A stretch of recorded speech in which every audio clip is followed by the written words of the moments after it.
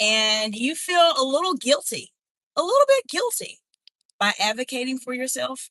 Maybe you have a recent job promotion or a job you're looking into, and you just feel guilty about asking for what you need or what you're looking for.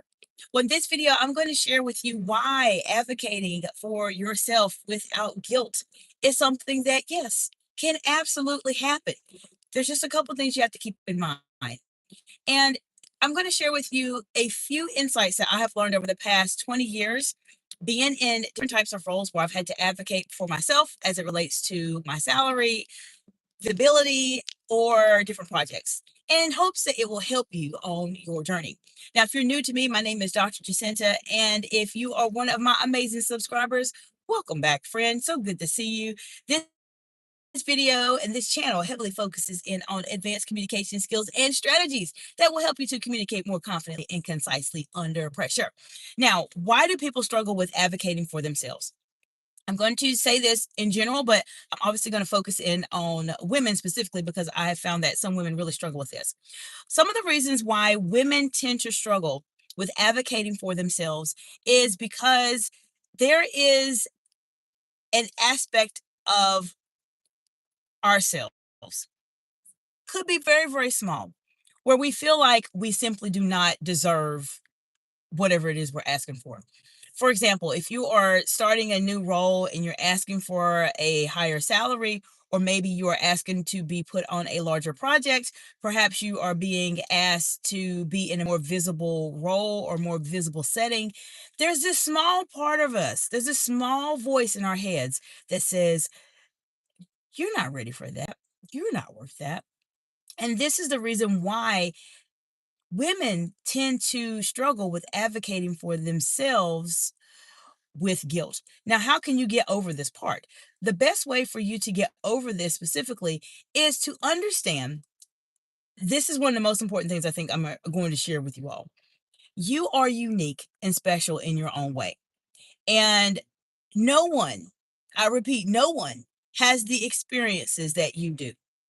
Therefore, the next time you want to advocate for yourself as it relates to your projects, more increased visibility, or a higher income, remember you are unique and your experiences are like no one else's.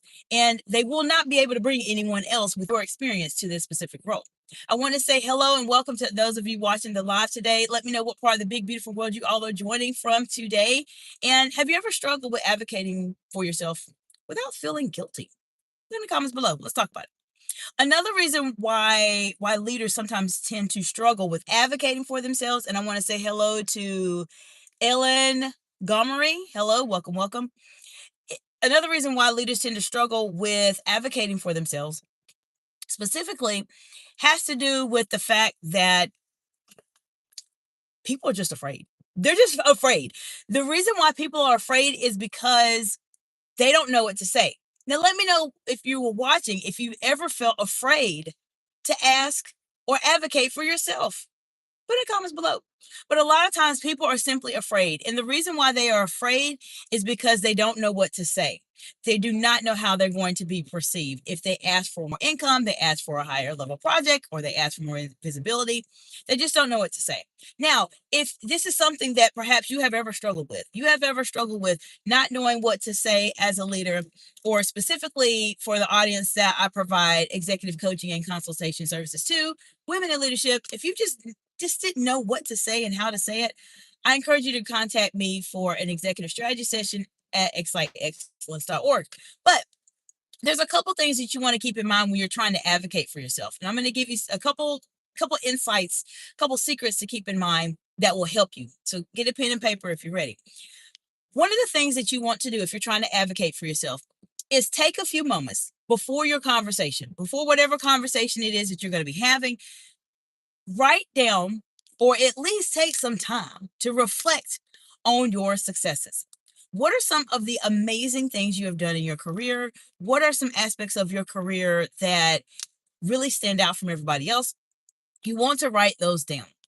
Why? Because when you are advocating for yourself, you will need to be able to quickly be able to mention those aspects of your career that you are very proud of.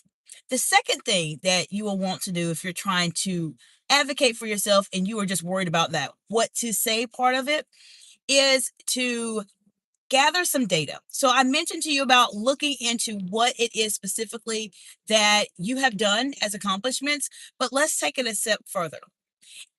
Is there any data? Are there any statistics that you could potentially use that can help you with this?